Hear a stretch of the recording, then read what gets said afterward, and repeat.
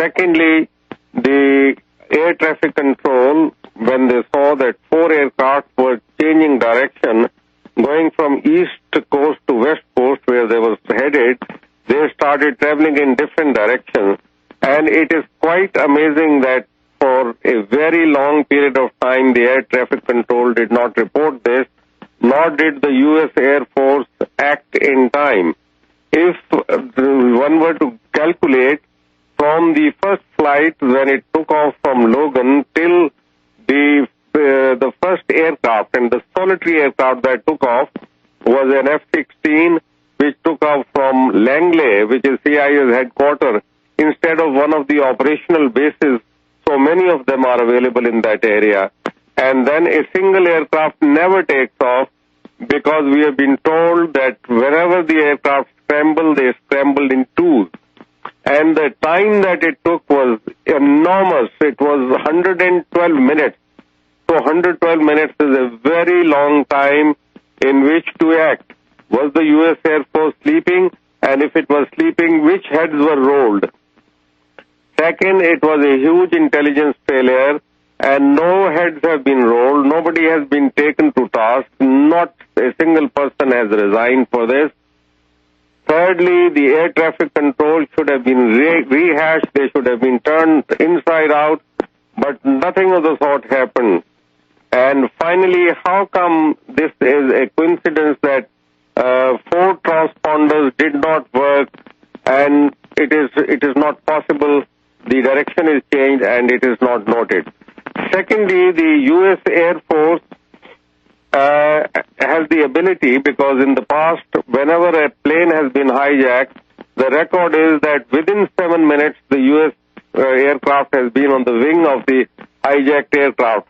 In this case, it did not happen. The U.S. alert system is so high and it is so sophisticated that if a missile was to take off from Moscow and was to head towards New York, it takes about 18 minutes. And the U.S. Air Force and the missile system is supposed to intercept it within 9 minutes. That means on the Atlantic or on the Pacific, it must stop that missile from coming in. The system is in place, but it did not work, and nobody tried to question this. Lastly, no inquiry has so far been held formally into the incident, and the whole world has been turned upside down. So many people have been killed. American economy is going into a meltdown, and everything has gone wrong with the world, and yet no formal inquiry has been ordered by the U.S. government. So I really don't know. There are so many questions which hang in the balance. And then to top it all, they say that Ata Muhammad, who took training on a light aircraft in Miami for 6 months, he could have maneuvered a jumbo 757 from a height where it was traveling. The height was 9,000 and it came within seconds to a height of 1,000 and then went straight into its target.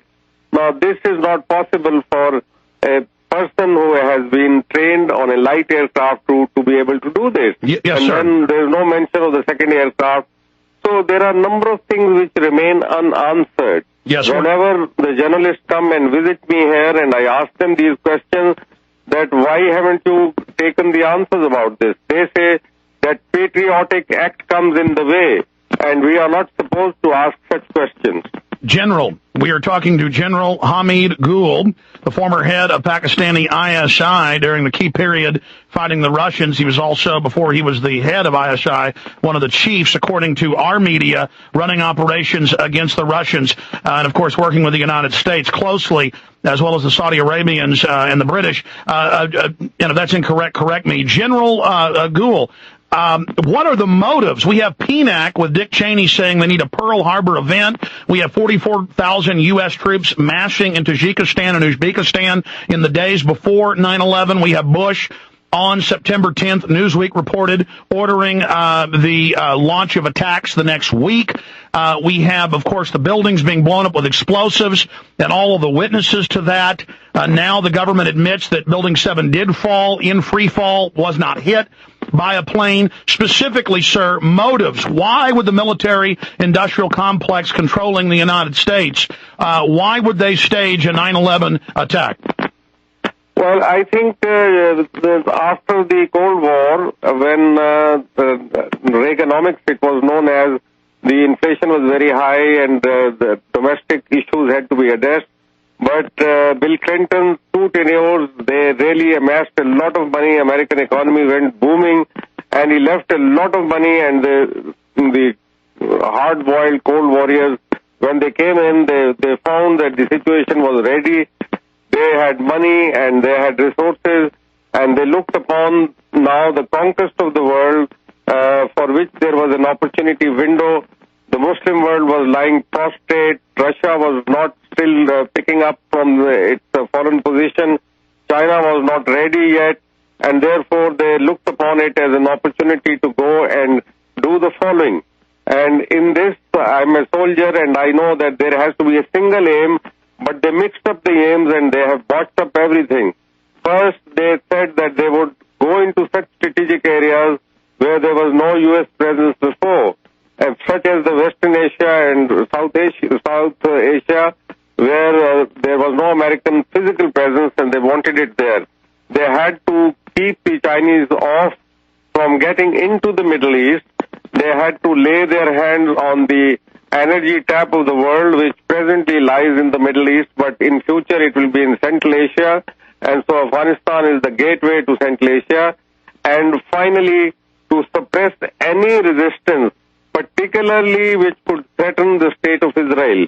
Now that is where they, instead of pursuing the American objective, they started pursuing the Israeli objective, and that is where they went wrong.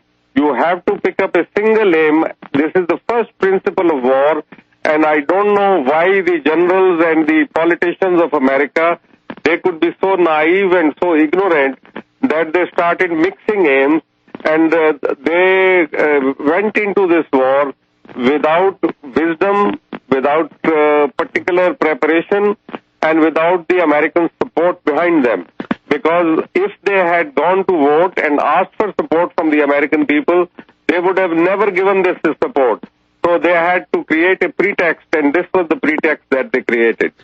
General, we're going to break in a moment and come back with a final segment. Perhaps I can get you to stay a little bit longer, because I want you to be able to speak unedited to the American people and the people of the world. I want to shift gears into Mumbai, what happened in India. Clearly the evidence of even the Indian intelligence chief, as you know, was saying that the Indian government was staging terror attacks on the train. An army captain was caught doing that and arrested. The chief of anti-terror was threatened. He was killed that day when it started in Mumbai. Now they have caught an anti-terror police officer giving cell phones to the supposed terrorists that they're saying came from Pakistan. We know the West is deeply in bed with some of the blocks of the former Mujahideen. Can you speak to that?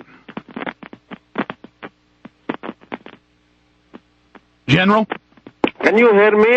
I can't hear you properly, but can you hear me all right? Yes, sir, I can hear you. When we come back, we will speak to what happened in India. Did you hear that? Yes.